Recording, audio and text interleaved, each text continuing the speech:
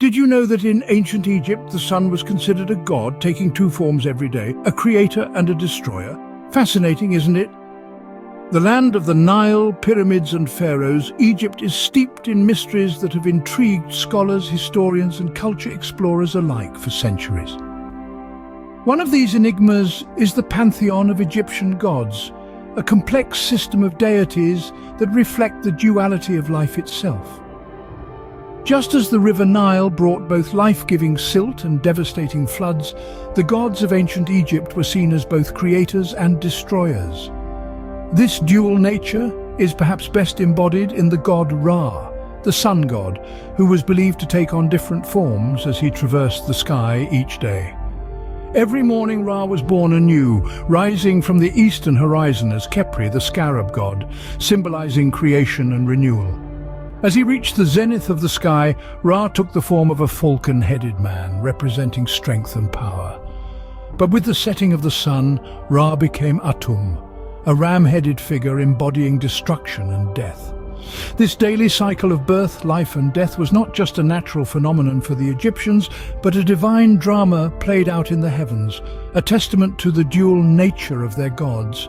This duality extended beyond the sun god Ra, permeating the entire Egyptian pantheon. From the protective goddess Isis, who was also the goddess of motherhood and magic, to the fearsome god Seth, who was both the god of chaos and the protector of the sun god Ra, the deities of ancient Egypt reflected the complexities of life, the universe, and everything in between. So, as we prepare to navigate the labyrinthine corridors of Egyptian mythology, remember this: the gods of Egypt were not just simple deities with single roles, they were multifaceted beings mirroring the intricate tapestry of existence itself. As we delve deeper into the labyrinth of Egyptian mythology, prepare to encounter gods whose roles were as complex as the civilization itself. In the beginning there was chaos, and then there was the Egyptian god of creation, Atum. Our tale starts in the middle of this chaos where Atum, the self-created deity, stood alone. He's not just any god, but the embodiment of the setting sun, the symbol of both ending and beginning. In the swirling, undefined mass that was the universe, Atum began the process of creation. Atum, in his solitude, brought forth Shu, the god of air, and Tefnut, the goddess of moisture.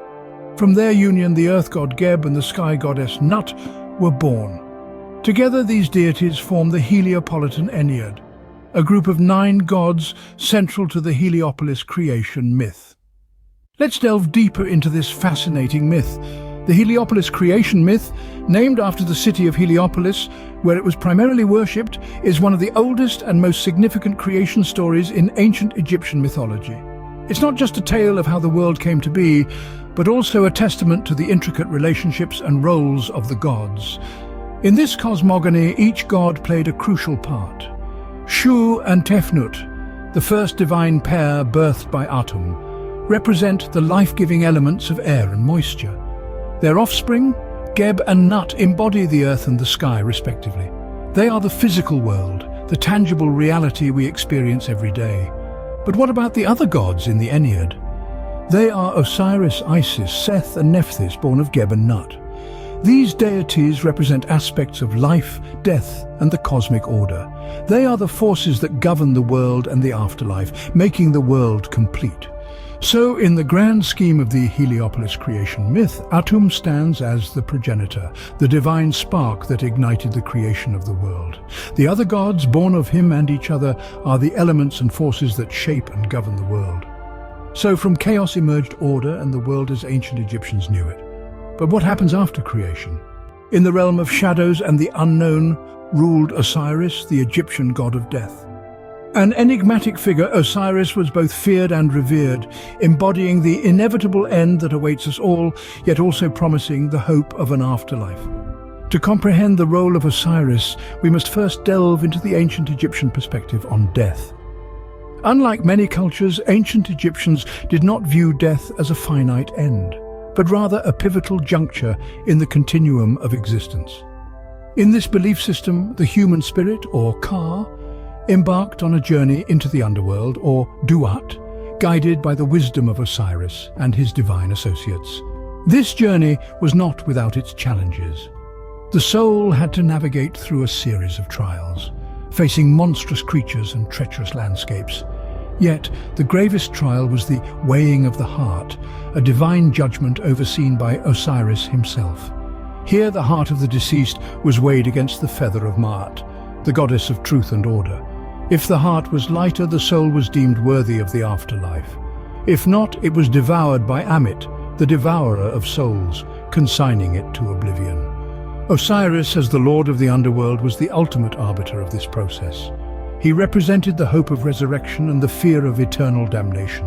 His dual nature encapsulated the human experience of mortality, both its dread and its potential for transcendence.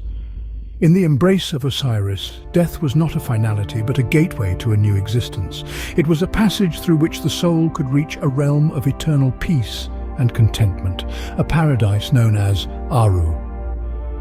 This belief underscored the importance of moral conduct and the pursuit of Ma'at, or truth, in one's earthly life. Death was not an end, but a transition to another form of existence. And in this cycle of life and death, rebirth was an integral part. Under the watchful gaze of Osiris, every end was a new beginning, every sunset a prelude to dawn. Imagine a sun that dies every evening, only to be reborn every morning. Such was the belief of the ancient Egyptians. In the heart of this civilization's mythology nestled the concept of rebirth, a cycle as unending as the flow of the Nile. Central to this belief was the sun god Ra, a deity of immeasurable importance. Every day Ra embarked on a journey across the sky, illuminating the land of the pharaohs. But as the day waned, so too did Ra, descending into the underworld, swallowed by the goddess of the night, Nut. This marked the sun god's death. The world plunged into darkness, and the people of Egypt waited, their hearts filled with anticipation for the new day. Yet the story didn't end there. In the underworld, Ra merged with Osiris, the god of death and resurrection. This union signified the sun god's rebirth, a promise of a new dawn and a beacon of hope for the people. As the morning arrived, Ra was reborn, breaking free from the underworld, rising once more into the sky, bringing light and life back to the world. This cycle of death and rebirth was not merely a story told to explain the setting and rising of the sun. It was an essential part of the ancient Egyptian understanding of life.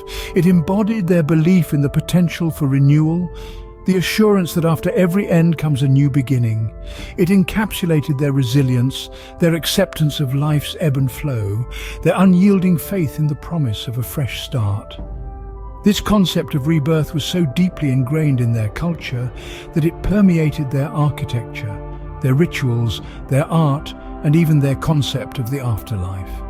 They believed in the possibility of life after death, a belief that was reflected in their elaborate burial practices and the construction of grand tombs.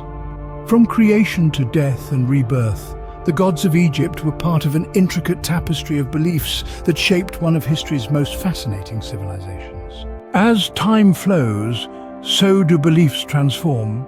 Ancient Egypt was no exception. In the beginning, Egyptian society was steeped in polytheism, with a pantheon of gods and goddesses, each holding dominion over different aspects of life and the universe. Yet a significant shift occurred during the reign of Pharaoh Akhenaten in the 14th century BCE. Akhenaten introduced a form of monotheism, focusing worship on Aten, the sun disk god. This was a radical departure from the traditional beliefs of the time, and it sent ripples throughout Egyptian society. Temples dedicated to other gods were closed, and a new capital city, Amarna, was built in honor of Aten. Yet, such a dramatic shift in religious beliefs was not without challenges. There was resistance from the priesthood of other gods, particularly the powerful priests of Amun. The people, too, struggled to adapt to the new religious order. But Akhenaten's reign was not just about religious upheaval, it also brought about changes in art and culture. The stiff formality of traditional Egyptian art gave way to more naturalistic and expressive representations under Akhenaten's rule. This was clearly a time of experimentation and change, a time when the old norms were questioned and new ideas were explored. However, after Akhenaten's death, Egypt returned to its polytheistic roots. His successor, Tutankhamun, reopened the temples and restored the old gods to their rightful places. But the impact of Akhenaten's reign was lasting. It was a period that highlighted the fluidity and adaptability of beliefs, demonstrating that even deeply ingrained religious traditions can be challenged and transformed. From the multitude of gods to the worship of a single deity, the journey of ancient Egyptian religion is a testament to the dynamic nature of human beliefs. And it leaves us with a question: how do our beliefs transform over time?